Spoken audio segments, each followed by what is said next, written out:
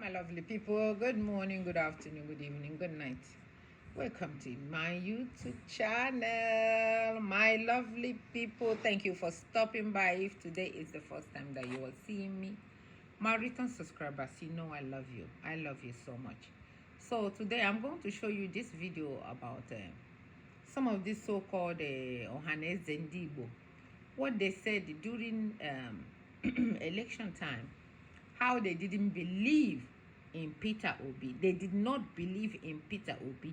They threw their own out. Oh my God. They threw their own son out. They said all kind of, they said the only way that they will become something in life is through PDP, through whatever. It does not matter whether you're qualified or not. They got a son that is qualified in every way, shape, or form. It does not matter where he come from. Does not matter who he is. Does not matter who gave birth to him. For the fact that he is qualified, and they are crying for a better Nigeria, is the more reason for them to support Peter Obi. And they did not support Peter Obi. Oh my God! What these people have done, the so-called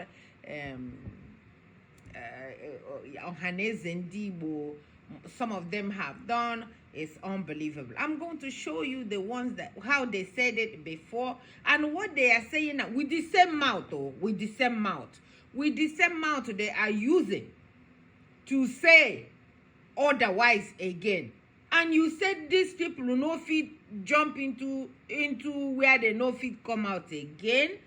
So these people, Peter Obi in every way is better than every one of them. Peter Obi did not listen to them, because if Peter Obi has listened to them when they were bashing him, telling him all kind of stuff, you are the one making the Igbos don't belong anywhere. Igbos don't belong anywhere in Nigeria for donkey years, and that's what he's trying to stop. But this so-called Ohaneze and Igbo, or the elders in the land, did not see what Peter Obi saw at his little 60, just 60, not even up to 65 years old.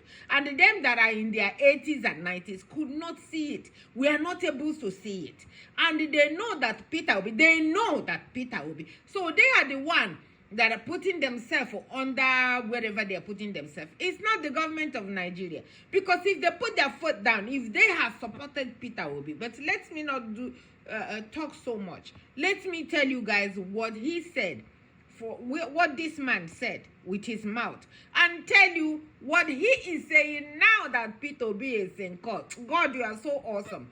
God is so awesome. God, make your enemy start confessing their crime while you are still alive. God, make your enemies to start fighting themselves while you stay in the corner and watch. So please watch, enjoy it, all the obedient. You guys deserve to enjoy this one and put them exactly where they belong. From Jeno to all of you, I love you. Thank you so much for watching. Bye. See, exciting to me because I know him personally. Achievable is what I want him to prove. Because what he's doing now is what he would have done a year ago. And I mean consultation. We have 5 governors, 2 APC governors, 2 PDP governors, and 1 ABGA governor. They all have candidates for the various elections coming up next year. Peter is running for presidency. He now has candidates in all those elections. So people are now asking us, disobedient, where do we stop disobedience?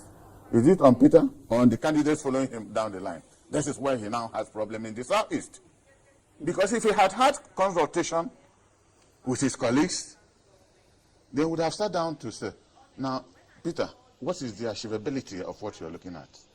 Because of my interest in him, I had to go to the north. I went to the 3 zones in the north. I had the singular privilege, with dear humility, that I have been state chairman of 2 national parties. I did the June 12th election as chairman of NRC in Anambra State. I was chairman of party as Ngiga was governor. 2 critical stages in the life of Anambra people. So I went calling all my friends in the north. What is the possibility of my brother becoming president? And they laugh at me. They say, is it the one you people are doing on internet? You win on internet. What did you people do in Osun State? Where they had a candidate who ran for governorship only won his polling booth, lost his ward, lost his local government, not to the rest is history. How does that affect the well, what I'm saying, that is where the sympathy begins. This is an indigenous. If they couldn't trust their own son was running for governor, this is a business to do. Because the last program I had here, I warned about Igboizing or Yorubanizing or Fulanizing the process. This is now where we're going to. The Igbo traders in Lagos closed market to register to vote for Peter. Now Yorubas are reorganizing. The Fulani houses are reorganizing. That was what I discovered in the north. So, and I was wondering, how then will he win? Assuming he gets most of the vote in the southeast, where will the other votes come to give him 25% in at least 24 states? But how does all of this affect, the ambitions of the PDP candidate, This is what I'm coming to, because I said traditionally, the southeast has been a PDP stronghold, all true. Now, and Peter, until recently, was the top member of PDP. He was the leader of PDP in Anambra State. And up to now, he's our leader. He hasn't told us that he has left us. He hasn't officially told, at least he hasn't told me. And we haven't nominated a new leader. He's our leader. Even though you see on TV... I see on TV he's running for president. He hasn't called me personally, as close as I am with him. He hasn't called me personally. But he did resign. Well, that is his business. There are processes he has to do locally before going national. Because people have suffered for him. People have taken risk on his behalf. With the least we expected him to do is to call us on a meeting. You don't need to offer lunch. And say for reasons 1, 2, 3, 4. Because we started getting worried. When Atiku was declaring in Abuja here, P2B attended the declaration. Not only did he attend, he took up the microphone and said Atiku was the greatest human being to unite Nigeria. He gave 4 adjectives supporting Atiku. And people started asking me, does he want to be vice presidential candidate again? I said, I don't have an answer. 2 days after, he went and declared his own presidency. Campaign will start next month. I want to, when people ask him, of all the positive adjectives you used on Atiku, how then will you start comparing yourself with him? How then do you start saying you will perform better?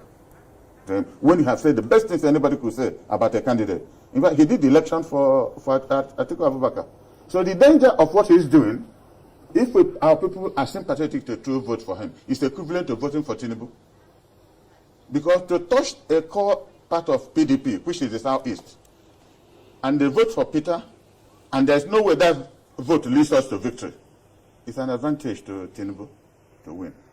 Because I don't see the hard points of APC where he's going to touch. First election has happened in Oshu, they failed woefully. The votes he will get in Lagos will be called Igbo votes.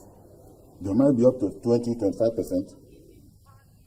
Put the date I'm saying this today and see what the rest of Yorubas will do when elections. Because for them now it's turning tribal.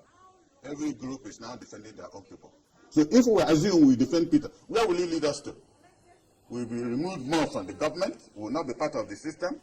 But in PDP, not only is Atiku positive for us, he's marrying an Igbo woman, has about 4 or 5 children from her, and we have an Igbo adage, not going over here, your in-law is your God or your chi. That's that once you marry a woman from Igbo land, you're part and parcel of us. And here's a vice presidential candidate, brilliant medical doctor, former senator, Fana Saba, called Igbo boy. So at least we have, my people say, if you can, instead of your cow running away from you, if it's the tail, cut it and hold it and know that at least you have part of the cow. In APC, we have no touching point at all. But like I said, I lost my ward. I lost my local government to Peter, which never happened before. That was the choice of my people. Many governors lost their wards.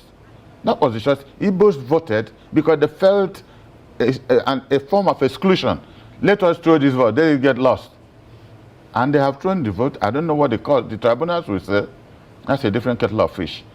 It is sub judice, I won't comment on that. But I don't know how it's going to go. This APC that's talking, to the best of my knowledge, they probably won about 5 or 6 states in this country. Every other thing was rigged. Every other thing was rigged. They probably won only Oyo, Ekiti, Kwara, Borno, and one other place.